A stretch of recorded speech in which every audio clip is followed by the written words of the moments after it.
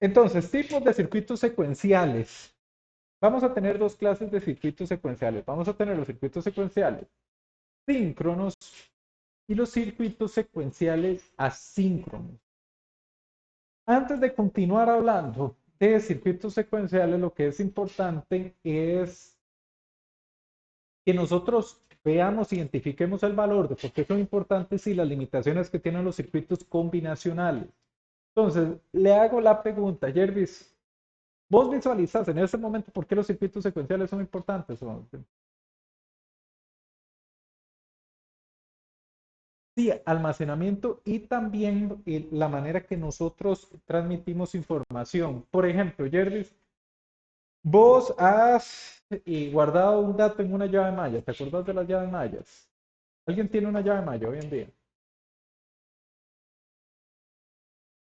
Ok, ok, entonces, la llave maya ustedes han visto que uno le empieza a cargar algo y sale una barrita de tiempo que va avanzando hasta que eventualmente hace copia todo. Ustedes han visto que hay programas que la barrita de tiempo avanza y se reinicia.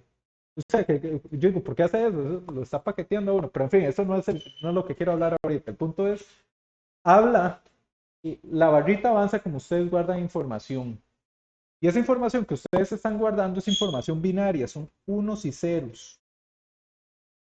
Que donde ustedes completan toda la información que transmitieron es una cadena de unos y ceros que no se enviaron todos en un instante, se enviaron a lo largo del tiempo. Por eso es que ustedes ven la barrita donde va avanzando. Se enviaron a lo largo del tiempo. Con circuitos combinacionales, algo tan sencillo como copiar algo en una llave maya es imposible, porque no tenemos concepto del tiempo. Y vean que copiar en la llave maya es algo que requiere del tiempo. Entonces, nosotros donde empezamos a trabajar circuitos digitales secuenciales es para poder incorporar esta clase de funcionalidades. Ahora bien, tenemos dos clases de eventos en circuitos secuenciales, los síncronos y los asíncronos, lo cual el nombre habla mucho. ¿Qué es síncrono? Catherine,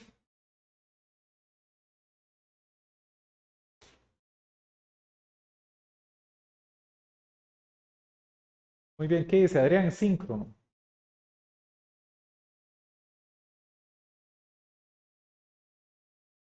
Ok, ¿qué te parece si lo vendemos la idea de síncrono como la siguiente? Yo puedo predecir cuándo va a pasar. Asíncrono. Ok, ok. Predecir cuándo va a pasar. Asíncrono, ¿qué es? Asíncrono. Que no puedo predecir cuándo va. Sí, sí, dígame usted. Asíncrono. Muy bien. Ok. Sí, está bien. Pero en conceptos de secuenciales no podemos predecir cuándo va a pasar. Te pongo una dificultad en sistemas digitales que se convierte en un problema real cuando tenemos algo asíncrono. Vos has utilizado Word y lo más sencillo que uno puede hacer en Word es escribir palabras, ¿verdad? El, Resulta que vos haces el programa de Word y parte de lo que tenés que programar, de lo que viste, llevaste elementos y algoritmos ya. ¿Cómo te fue? ¿Qué aprendiste? Espero, en digitales se necesita un montón. Hay que saber de eso un montón. Te pones a programar con lo que viste en ese par de cursos y te das cuenta que de lo que aprendiste tenés que llegar a un punto donde dice, aquí el teclado, aquí el usuario es donde tiene que escribir la palabra. ¿Qué sucede? De que cuando uno escribe, uno lo hace cuando uno quiere, no cuando el programa se lo pide. Ustedes han visto que el programa no es que se queda bloqueado esperando que uno escriba, sino que uno puede hacer otras cosas y si uno escribe, funciona. El programa no puede predecir cuándo usted va a escribir. Word no puede predecirlo. Y algo que suena trivial, si vos lo llegas a programar es terrible. No es... Te dejo de tarea que vayas ahí con lo que dices, más en algoritmos. Sí, que es, ok, usted le tiene que decir al programa, usted me tiene que dejar abrir otros documentos, me tiene que dejar guardar Usted me tiene que guardar automáticamente, me tiene que dejar cambiarle formato, me tiene que dejar ponerlo en negrita y además recibir lo que el usuario entre. Y resulta que usted ha programado una cosa a la vez, no puede hacer varias. Entonces se convierte en un problema, algo tan sencillo se convierte en real. El comportamiento del usuario es asíncrono. Usted como diseñador del sistema no puede predecir cuándo el usuario va a ingresar. Mientras que una señal síncrona, lo más sencillo que nos podemos imaginar es el concepto de un reloj. Y les pregunto, ya en circuitos integrados analógicos, ¿vieron el 555? ¿Han visto osciladores en cursos anteriores?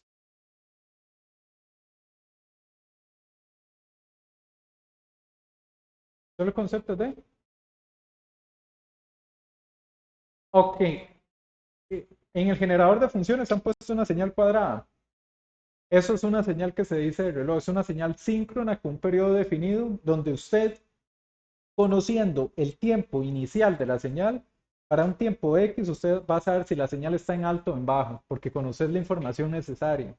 Entonces usted dice la señal inició en cero y en tiempo 100, vos conociendo el periodo vas a saber si está en alto o en bajo. Entonces tenemos circuitos secuenciales síncronos donde conocemos el estado de las señales en, en estados discretos de tiempo. Podemos predecir. Mientras que los circuitos asíncronos dependen del estado de las señales de entrada en cualquier estado de tiempo en orden continuo. El ejemplo era Word. No podemos predecir cuándo el usuario va a ingresar la palabra. Suena como que a un caso es fácil y otro caso es sencillo. Si tuviéramos que apostar, ¿cuál es el caso fácil? Fabián, síncrono o asíncrono. Síncrono. Con la base, la señal del reloj, sabemos qué hacer. Resulta que y ustedes a la hora de llegar a diseñar circuitos digitales de verdad, ustedes como diseñadores, ingenieros en electrónica, ustedes van a tener un problema que necesitan solucionar y el problema se tiene que resolver secuencialmente. Ustedes le van a dar mazo y merule y martillo hasta convertirlo en un problema síncrono, porque es lo que se puede manejar.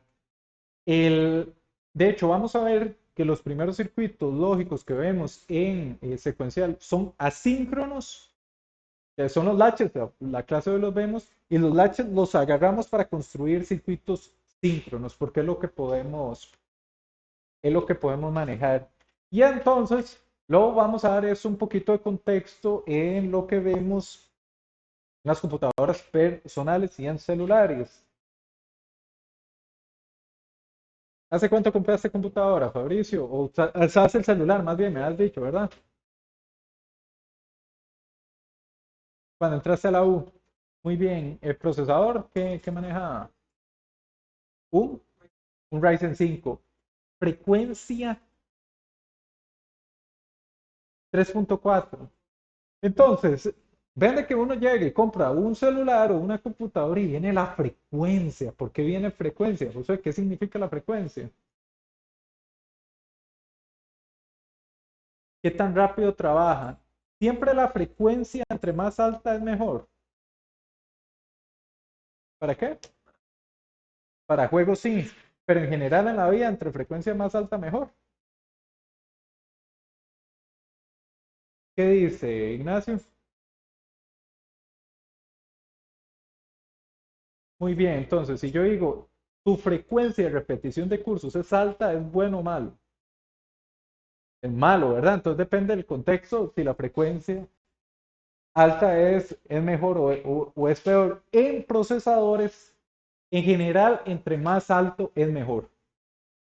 Y algo que vemos en los procesadores es el contexto de secuencialidad. Tenemos una señal de reloj, una frecuencia del procesador, y es que toda la lógica interna va a correr ese ritmo. Cuando nos dicen 3.4 GHz, lo que nos dice es toda la lógica digital interna de ese circuito corre a ese ritmo y es síncrono. Manejan eventos asíncronos, correcto, la entrada del teclado, pero la lógica interna está hecha para trabajar síncronamente y eso lo vemos en el comportamiento de los dispositivos que compramos. Vean que incluso incluye la parte de frecuencia de reloj.